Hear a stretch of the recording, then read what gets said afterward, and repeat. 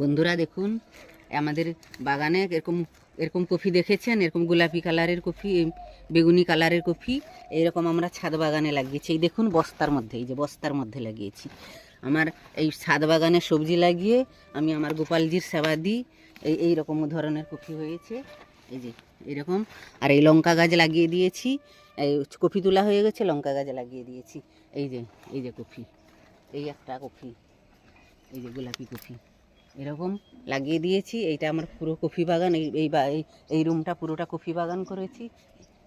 এই যে জবা ফুল, আমার বাগানের জবা ফুল, এই একটা গাছে ফুল হয়েছে দেখুন, কত সুন্দর ফুল হয়েছে এইটুকু গাছটায়। এই যে বরবটি গাছে, এই যে বরবটি ধরে গেছে। এই যে বেগুনি কালারের বাঁধাকপি দেখুন, এই দেখুন সব বস্তার মধ্যে, এই যে বস্তার মধ্যে বেগুনি কালারের বাঁধাকপি। এইভাবে আমি সব চাষ করি। আপনারা ওই রকম ছাদ থাকলে বস্তাতে একটু অল্প অল্প মাটি দিয়ে, যে বিমস আবার বসিয়ে দিয়েছি, এখানে বিমস বসিয়ে দিয়েছি, আবার বিমস একবার হয়ে গেছে আবার বসিয়ে দিয়েছি। আর এই জায়গাটা দেখুন, এই যে কৃষ্ণ তুলসী সব আমার বস্তার মধ্যে, টপের মধ্যে।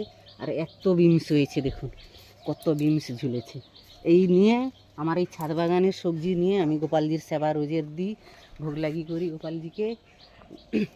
আপনারাও এরকম ছাদ থাকলে আপনারা এইভাবে, এই যে একটা লঙ্কা গাছ দেখুন কত লঙ্কা ধরেছে, এই যে একটুখানি লঙ্কা গাছে এত লঙ্কা ধরেছে দেখুন, এই যে লঙ্কা দেখুন এত লঙ্কা ধরেছে। আপনারাও আপনাদের এরকম ছাদ থাকলে আপনারাও এইভাবে অল্প একটু ছাদ থাকলে, ও জায়গা থাকলে, সবার তো এখন বেশি জায়গা থাকে না, অল্প ছাদের মধ্যে অল্প ছাদের মধ্যেই সব কিছু করা যায়। যদি একটুখানি অল্প মাটি দিয়ে বস্তাতে করা যায়, সব সবজি চাষ করা যায়। এই যে কলমি শাক হয়েছে, এই বস্তার মধ্যে কলমি শাক লাগিয়ে দিয়েছি, এই যে কলমি শাক লাগিয়ে দিয়েছি। এখানে এই যে টেটার মধ্যে ধনেপাতা, এই যে টেটার মধ্যে ধনেপাতা লাগিয়ে দিয়েছি। তাহলে আপনারাও এইরকম করবেন। আর আমার এই ছাদ বাগান ভালো লাগলে আমাকে আপনারা লাইক করবেন, কমেন্ট করবেন, শেয়ার করবেন, আমার পাশে থাকবেন। আরও কীভাবে ছাদ বাগান সাজাতে হয় সেইভাবে আপনারা আমার পাশে থাকবেন। আর রাধে রাধে।